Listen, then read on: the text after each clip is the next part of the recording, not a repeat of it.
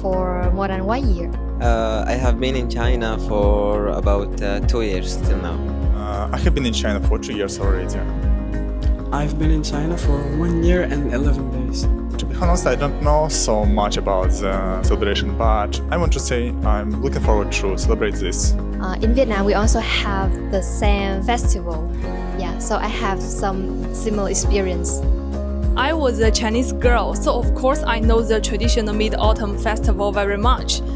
It comes from the story of Chang'e and the Jade Rabbit.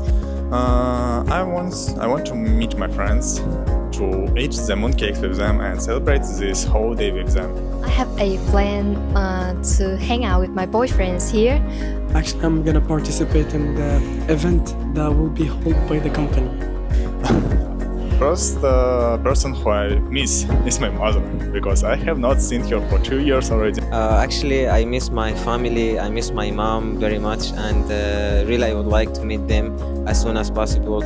I really missed my mom, my family back in Vietnam.